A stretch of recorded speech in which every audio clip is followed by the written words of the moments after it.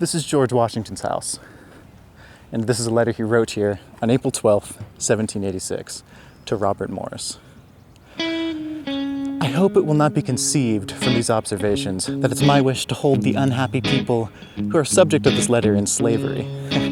I can only say that there's not a man living who wished more sincerely than I do to see him plan adopted for the abolition of it. But there's only one proper and effectual mode by which it can be accomplished, and that is by legislative authority.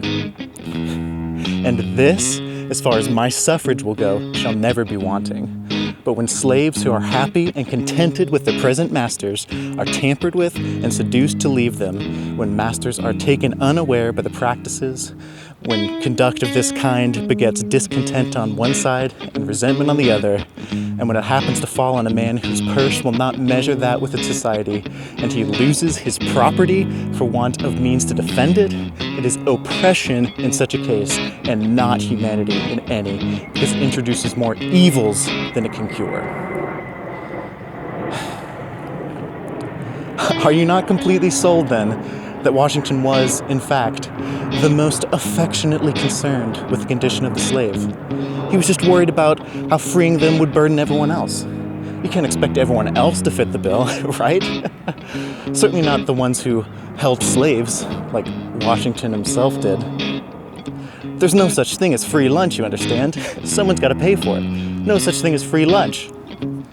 Washington also spent $40,000 to the cause of France to quell the slave rebellion in Haiti, which went well, I suppose. Marquis Lafayette, a French statesman, I'm going to call him Marquis because that's his name. Anyways, he fought in the American Revolution with Washington, and he came up with an idea of what to do about the slaves, saying, "Now, my dear General, that you are going to enjoy some ease and quiet, permit me to propose you a plan, which might become greatly beneficial to the black part of mankind. Let us unite in purchasing a small estate where we may try the experiment to free the Negroes, and use them only as tenants. Such an example as yours might render it general practice, and if we succeed in America, I will cheerfully devote a part of my time to render that method fashionable in the West Indies. If it be a wild scheme, I'd rather be mad in this way than thought to be wise in the other task."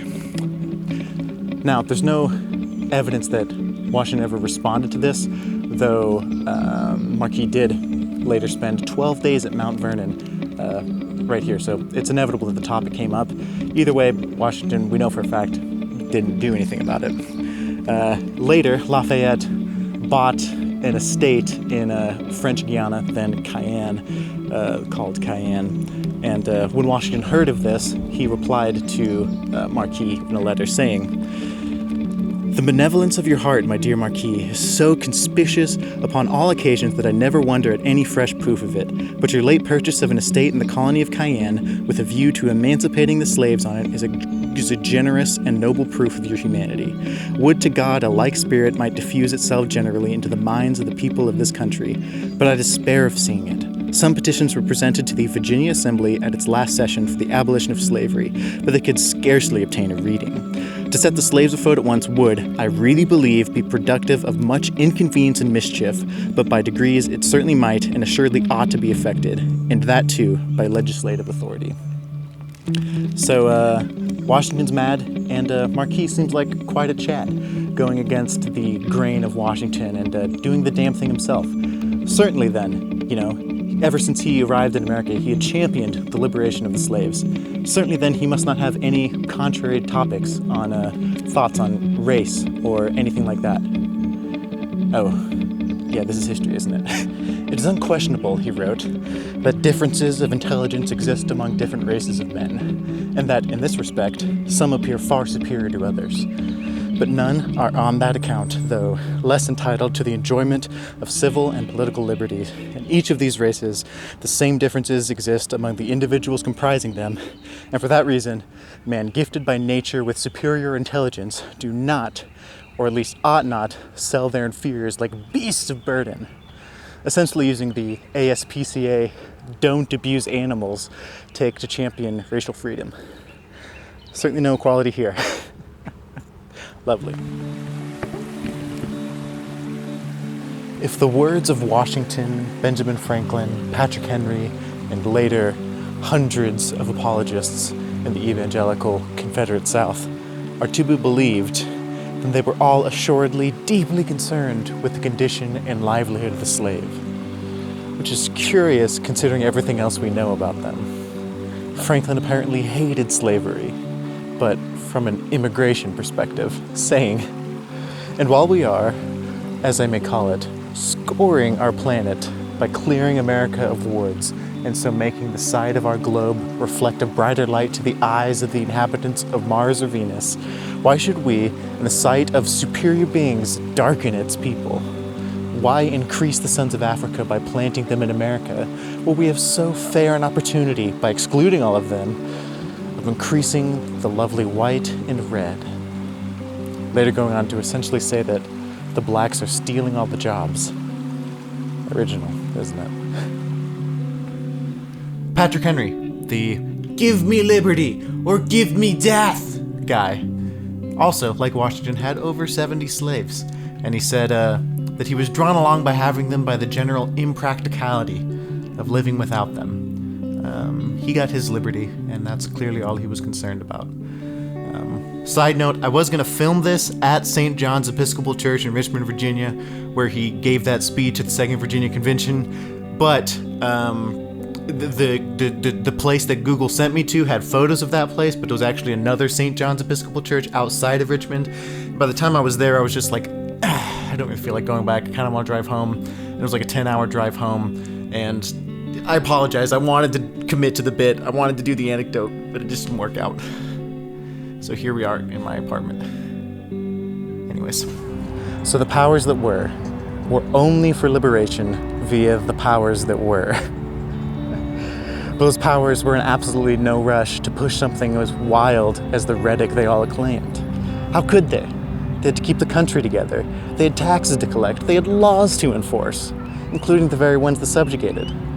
This is the Museum of African American History and Culture.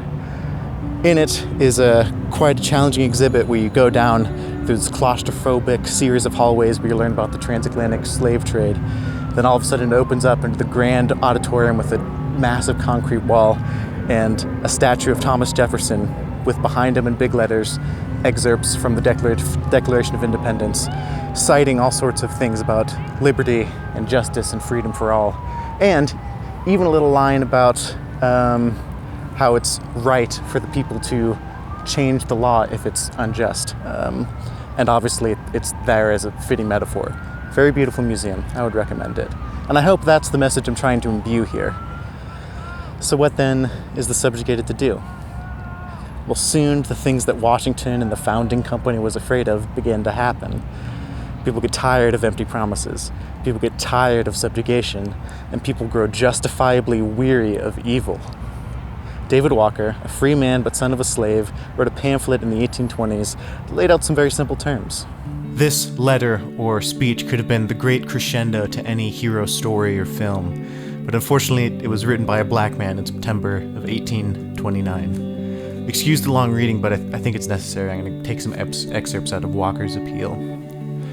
My beloved brethren, the Indians of North and South America, the Greeks, the Irish, subjected under the great King of Britain, the Jews, that ancient people of the Lord, the inhabitants of the islands of the sea, in fine, all the inhabitants of the earth, except, however, the sons of Africa, are called men, and of course are and ought to be free. But we, colored people, and our children are brutes, and of course are and ought to be slaves to the American people and their children forever, to dig their mines and work their farms and thus go on enriching them from one generation to another with our blood and our tears. They think because they hold us in infernal chains of slavery that we wish to be white or of their color, but they are dreadfully deceived.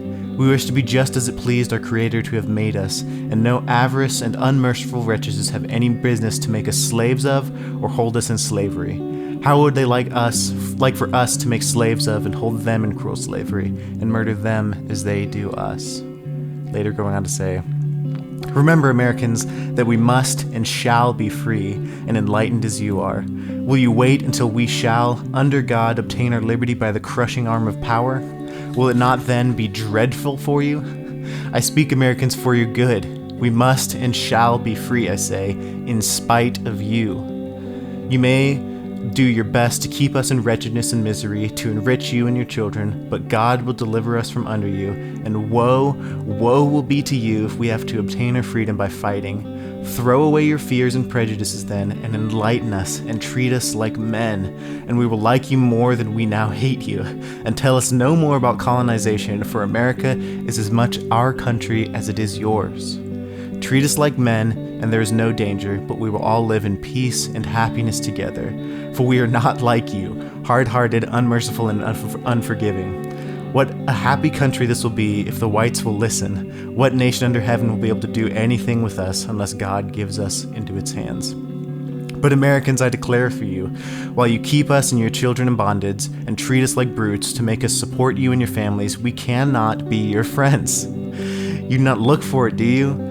Treat us like men, and we will be your friends, and there is not a doubt in my mind that by the whole of the past will be sunk into oblivion, and we yet, under God, will become a united and happy people. The whites may say it was impossible, but remember that nothing is impossible with God.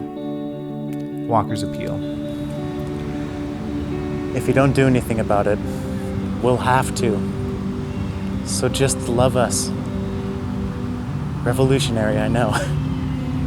The state of Georgia put a $10,000 bounty on him to be taken alive, and $1,000 dead. And this is in 1820s money. And state after state in the South made it criminal to circulate the pamphlet and to even teach slaves to read. Can't take too many chances. None, in fact. He disappeared not too long after.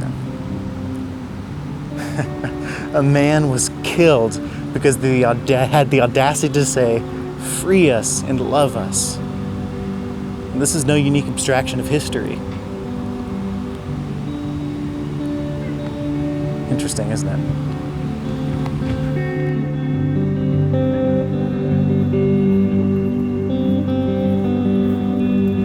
I should remind all that the Emancipation Proclamation was essentially an executive order, slid under the table only after the Civil War had been started.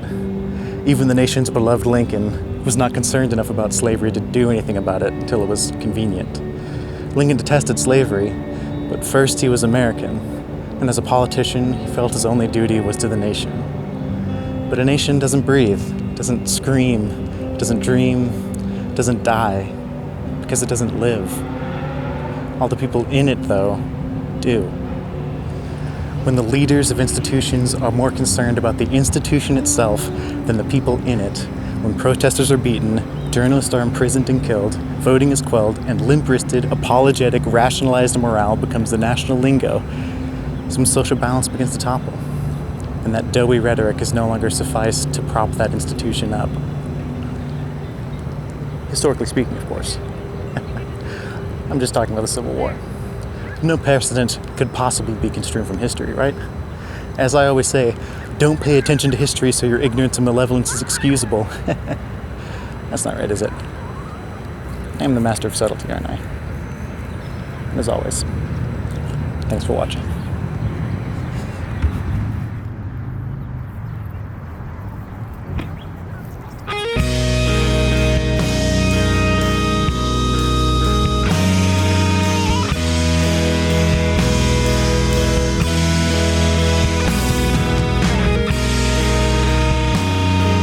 I didn't mention it earlier, but at Mount Vernon, there's quite a touching little memorial where the slaves were all buried, obviously unmarked graves and everything. In 1799, Washington freed all of his slaves after he died, which often is cited as like good for him, but also he was dead. He had no more use for them. I don't think that's fitting for humanity, just as a lot of these other people have cited as well.